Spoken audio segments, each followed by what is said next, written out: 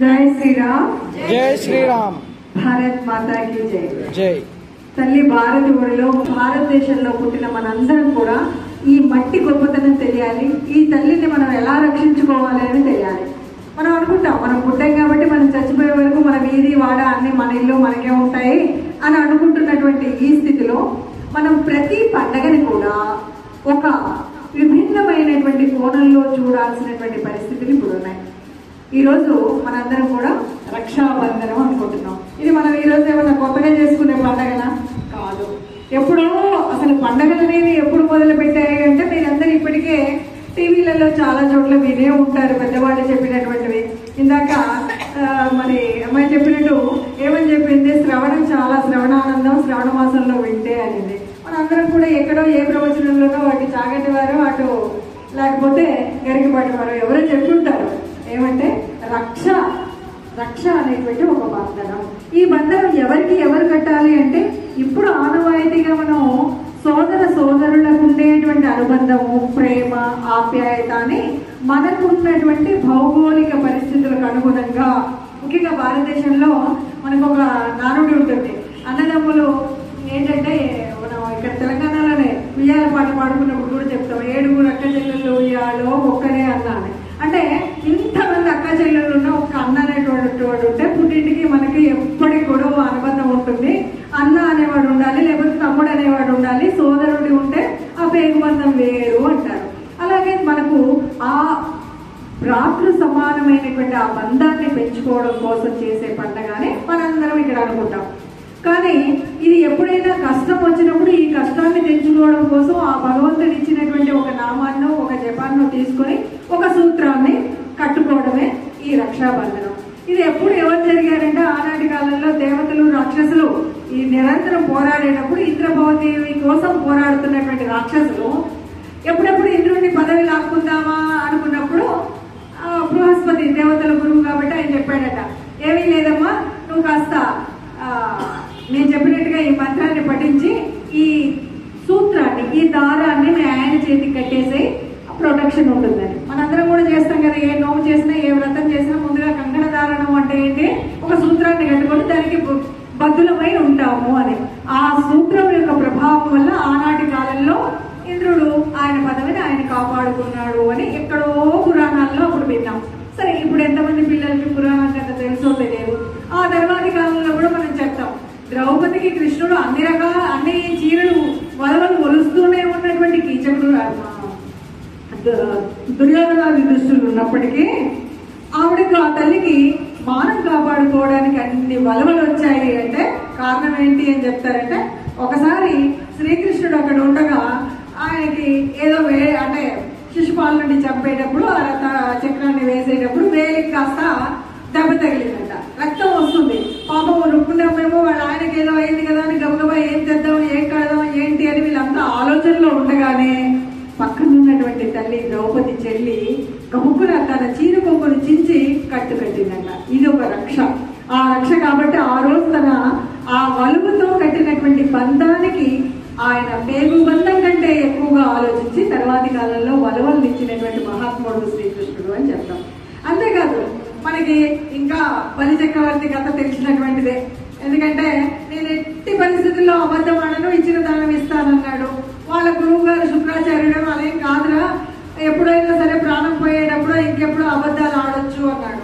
అన్నా కూడా నేను చెప్పినటువంటి మాట మళ్ళీ వెనక్కి తీసుకోను, ఈ భూదేవి కూడా అబద్ధాలు ఆడే వాళ్ళని ఓర్చుకోదట, నేను అబద్ధాలు ఆడను అంటాడు. ఎంత చెప్పినా వీడితో కాదులేని వదిలేస్తాడు. అయ్యో పిచ్చోడో, నువ్వు చెప్పినటువంటి మాట ఏంటి, నిజంగా నువ్వన్నట్టు ఆ పొట్టివాడు కనుక నిజంగా దేవుడైతే ఆయన నా దగ్గర దానం కోసం వచ్చాడంటే ఆయన చేయి కింద ఉంటుంది, నా చేయి పైన ఉంటుంది కదా, అంతకంటే భాగ్యం ఏముంది అని సత్యాన్ని తప్పకుండా ఉన్నాడు. కాబట్టి ఆయన భక్తికి మెచ్చినటువంటి ఈ విష్ణుమూర్తి పాతాళ లోకంలో బలి చక్రవర్తితో పాటు వెళ్ళిపోయాడు. అలా వెళ్ళిపోయేసరికి పాపం లక్ష్మీదేవి, మనం ఒకరోజు కనపడకపోతే మా ఆయన కోసం బాధపడతాం కదా, లక్ష్మీదేవి అదే చేసింది. ఆమె పాతాళానికి వెళ్ళి బలి చక్రవర్తికి రక్ష కట్టింది ఒక సోదర భావంతో. అందువల్ల అప్పుడు సరే ఆమెకు ఉండేటువంటి ఆమె నిండుదనం కోసం విష్ణుమూర్తిని పంపించాడు. ఇది పురాణాల్లో ఉన్నటువంటి కథలు అలా కనబడ్డా అంతర్లీనంగా మనకు ఉండేటువంటి ఉండేటువంటి తాత్విక అర్థాలు చాలా ఉంటాయి. అర్థం ఏదైనా సరే మొత్తానికి పరమార్థం మాత్రం రక్ష అనేది కడితే గనక వాళ్ళ ఆయుష్, ఆరోగ్యం, అనుబంధం ఇవన్నీ గట్టిగా ఉంటాయి అన్నది మనకు మొత్తంగా తెలిసింది.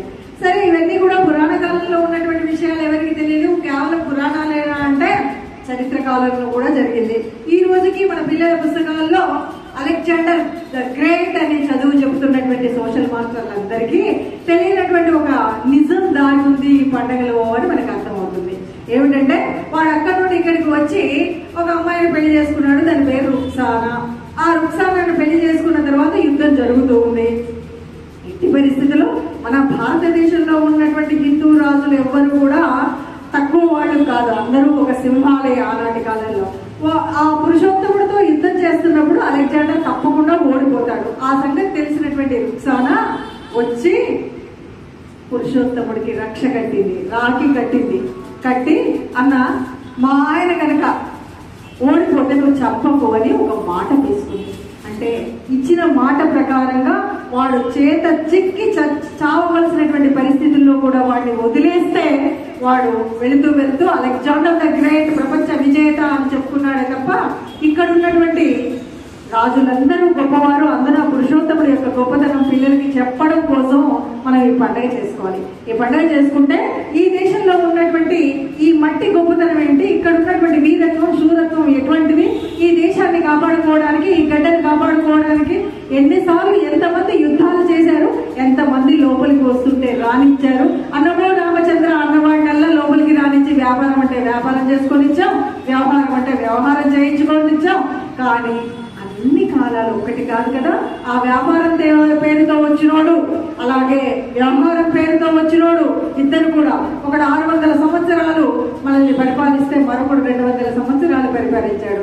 వాడి దగ్గర ఎస్ఆర్ అన్నాం, వీడి దగ్గర జీ హుజూర్ అంటే వాడి కాళ్ళ దగ్గర పడి ఉన్నాం. మరి ఈ రోజు మనం కట్టుకునేటువంటి రక్షణ, ఆ బానిసత్వం మనకొద్దు. మన వాళ్ళంతా ఒకటే, మన అందరం సంఘటనగా ఉండాలి.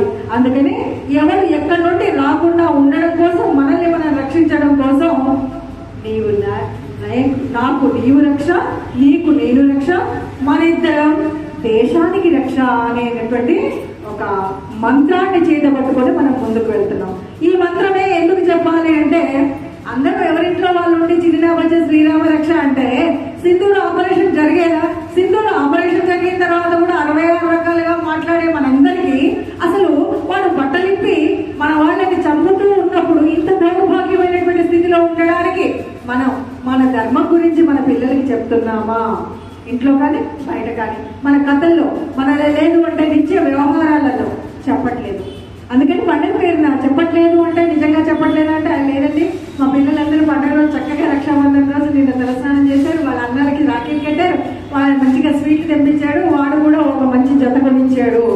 ఇది పండుగ కాదు కదా. పండుగలోని అసలైనటువంటి పరమార్థాన్ని తెలుసుకోకపోతే పండగే కాదు. అందుకే మన ఇద్దరం దేశానికి రక్ష అన్నారు. దేశంలో నేడు జరుగుతున్నటువంటి అనేకమైనటువంటి క్లిష్ట పరిస్థితులు ఉన్నాయి. దేశం గురించి మనం తెలుసుకోవాలంటే నేను ఒక్కరిని నడిస్తే ఏమవుతుంది, నేను ఒక్కరిని చేస్తే ఏమవుతుంది అంటే 1000 అడుగుల ప్రయాణమైన ఒక్క అడుగుతోనే మొదలవుతుంది. అందరూ ఎంతో కొంత మనవంతు బాధ్యత మనం చేస్తే 10 మంది గెలిస్తే అవుతుంది. మనందరికీ తెలిసిన కదే కదా, శివరాత్రిలో శివుడికి అభిషేకం చేయడానికి తల 100 పాలు తెమ్మన్నారట. నేను ఒక్కడిని నీళ్లు పోస్తే 1000 బిందెల పాలు కదా అని ఒక్క నీళ్లు తెస్తే అందరూ అలాగే అనుకున్నారట. అక్కడ పాలు తప్ప నీళ్లు కనబడాయి. అట్లాగే నేను ఒక్కదాన్ని పోకపోతే ఏమైంది, నేను ఒక్కరిని దేశం గురించి పట్టించుకోకపోతే ఏమైంది, నేను ఒక్కదాన్ని బొట్టు పెట్టుకోకపోతే ఏమైంది, అందరూ పెట్టుకుంటున్నారు కదా హిందువులు. నేను ఒక్కరిని నా ఇంట్లో ఆడపిల్లకి మగపిల్లలాగా పంపిస్తే ఏమైంది, మాకంతా స్వాతంత్రం లేదా? ఎందుకంటే గతకాలం మారింది, ఫెమినిజం వచ్చింది, కమ్యూనిజం వచ్చింది. ఈ కమ్యూనిజం ఫెమినిజంలో ఏంటంటే ఆడవాళ్ళు శత్రువులాగా లేనిపోనివి. ఇక ఈ రెండింటికి తోడు నట్టింట్లో ఒక టీవీ అన్ని సీరియల్స్ లేడీ విలన్సే. అందరూ అంటే అత్తగారంటే ఇంత దౌర్భాగ్యం రాక్షసిగా ఉంటుందా, కోడలంటే అత్తకు అన్నంలో విషం పెట్టి చెప్తుందా? ఈ భారతీయ సనాతన ధర్మంలో ఎక్కడైనా ఉందా? ఒక కుటుంబం అంటేనే మనం ఎక్కడెక్కడో ఆ రోజు కాళిదాస్ చెప్పినట్టు వాగాంతర సంతృప్త వాగాంత ప్రతిపత్తి అంటూ మనం చెప్పినటువంటి ఆ వాక్కు అర్థం కలిసి ఉండేలాగా ఒక కుటుంబ జీవనం ఉంది అంటే తెలియకుండానే మారుతున్నటువంటి కాలంతో పాటు చదువులతో పాటు సంస్కారాలు మార్చేసి ఇంట్లో నేర్చుకోవాల్సినటువంటి సంస్కారాలు అందించలేదు. అంటే అమ్మ బడిలో అందవలసిన సంస్కారం అందలేదు. తర్వాత బడిలన్నీ కూడా ప్రిస్టేజ్ కాబట్టి ఎవరైనా సరే, ఆఖరికి అన్ని ఇంగ్లీష్ మీడియమే అయినా కూడా అందులో సంస్కారం ఉందంటే కాదు, మనం స్టాటస్ గా చెప్పుకోవాలంటే ఓ నారాయణ భాష లేకపోతే ఆఫ్రేజ్ వరకు వెళ్ళిపోవాలి. మన స్టాటస్ ని బట్టి స్కూల్ ఉంటుంది కాబట్టి. కానీ మన సంస్కారాలు అందించే విధంగా ఏ పాఠశాల ఉంది అన్నది ఎత్తుకునేటువంటి పరిస్థితి లేదు. సో అమ్మఒడి 0, తర్వాత పాఠశాల ఇంకా 2వ 0. ఈ 2 అయిపోయిన తర్వాత వీళ్ళు సమాజంలోకి వచ్చేటప్పుడు గుడిలోనో బడిలోనో ఇంకా ఈ విషయాలు ప్రస్తావించేది ఎక్కడ? ఎందుకంటే సమాజం అంటే అందరం కలిస్తే కదా, అందరం కలిస్తే కదా సమాజం. మనం సంఘటితంగా ఉంటే కదా సమాజం. ఈ రోజు సంఘటితాలు ఎక్కడ కనబడుతున్నాయంటే, కాస్త కుటుంబాలుగా ఉంటే శ్రావణ మాసంలో 4 పేరెంటాళ్ళు కనిపిస్తాయి. అక్కడ ఆ దేశం గురించి మాట్లాడాల్సిన పని లేదు. ఏదో మొన్న కొనుక్కున్న చీర గురించో, నిన్న కొనుక్కున్న నగల గురించో, లేకపోతే పిల్లవాడి స్టేటస్, వాడు అమెరికాలో సెటిల్ అయిన స్టేటస్ గురించో మనవాడి యొక్క గొప్పతనం ఇంతకు మించి ఉండదు. సరే అది కాదు అంటే లేటెస్ట్ గా ఉన్న వాళ్ళు అంటే కిట్టి పార్టీలలో కలిగి జరిగేటువంటి ఆ తమాషాలు ఉంటాయి. ఈ 2 తప్ప నిజంగా సంఘటితంగా ఉంటూ, అరే మొన్న మన ఇంటి పక్కనే ఉన్నటువంటి అమ్మాయి నిన్నటి వరకు చక్కగా ఇంటి ముందు ముగ్గు వేసి తన నుదురులో బొట్టు పెట్టుకున్నటువంటి ఈ పిల్ల ఎందుకు మొన్నటి నుండి బొట్టు తీసేసి ఇంటి ముందు ముగ్గు పెట్టడం మానేసి మొగుడు సచిన్లా ఎందుకు వెళ్తుంది అని ఎవరికి అర్థం కాదు. అంతకుముందే వారం రోజుల నుండి రోజు ఇటు అటు వచ్చినటువంటి ఏ ముస్లిం ఇచ్చిన పాంప్లెటో, ఈ ఇంట్లో ఎవరికో జబ్బు చేస్తే ఆ జబ్బును ఒక మిషగా తలిచి మార్చే యంత్రాల్లాగా వాళ్ళు తయారై ఈ గుడికో ఈ హాస్పిటల్ కంటే ముందు మా కూడా ఒకటి ఉంది, అక్కడికి వస్తే తొందరగా తగ్గుతుంది అని ప్రలోభ పెట్టిన వాళ్ళ గురించి మనం పట్టించుకోము. ఎందుకంటే చేస్తే ఉద్యోగం చేస్తున్నాం, లేదంటే మధ్యాహ్నం సీరియల్ దగ్గర ఉంటున్నాం. కానీ మన వీధిలో నడిచేటువంటి వాళ్ళ సంగతి మనం మర్చిపోతున్నాం. ఇలాంటి క్లిష్టమైనటువంటి పరిస్థితులు ఉన్నాయి కాబట్టి పండగ చేసుకుంటున్నామంటే, పండగ ఉట్టి మా ఇంట్లో నేను చేసుకున్నాను, ఈ రోజు పిండి వంటలు చేసుకున్నాము, ఈ రోజు మా పిల్లలు ఎక్కడో ఉన్నారు పిలుచుకున్నాము అన్నంత వరకే పండగ కాదు. పండగ అంటే అందరం ఆనందంగా ఉండాలి, మన వాళ్ళు మనలాగే ఉండాలి, వచ్చే తరం కూడా మన వాళ్ళలాగానే ఉండాలి. మనము ఈ దేశంలో పుట్టినటువంటి వాళ్ళు చచ్చేటప్పుడు కూడా హిందువులుగానే చావాలి అనేటువంటి ఒక గట్టి నమ్మకంతో మనం ఉంటే, మనంగా ఉంటే మనకి పండగ యొక్క పరమార్థం తెలిసినట్టు. ఎందుకంటే అది తెలియదా? ఎందుకు తెలియదమ్మా? మా పిల్లలు అయితే చాలా మంచి వాళ్ళు అంటారు. మా పిల్లలందరూ మంచి వాళ్ళే, మన పిల్లలు ఎప్పుడు కల్మషం లేని వాళ్ళే. కానీ చుట్టుపక్కల ఉన్నటువంటి సమాజంలో తెలియకుండా ఎన్నో రకాల కారణాలు అనేటువంటి విభూతి, ఒక భయంకరమైనటువంటి విలక్షణమైనటువంటి లక్షణాలు ఉన్నాయి. కాబట్టి వాళ్ళందరూ కూడా మారుతున్నటువంటి కాలంలో వాళ్ళు మన నుండి బయటికి వెళ్ళిపోకుండా ఉండాలి అంటే మనందరం కూడా ప్రతి పండగ మన పండగగా చేసుకుంటూ, ఇక్కడ చిన్న విషయం ఏంటంటే పండగలప్పుడు పిల్లలు చదువుకునే పిల్లలు ఉంటే, ఉద్యోగాలు చేసే పిల్లలు ఉంటే, పాపం వాడు రాత్రంతా కష్టపడ్డాడమ్మా అని. ఎందుకంటే మనందరం ఎంఎన్సీ కంపెనీలలోనే మన పిల్లలు ఉద్యోగాలు చేయాలి.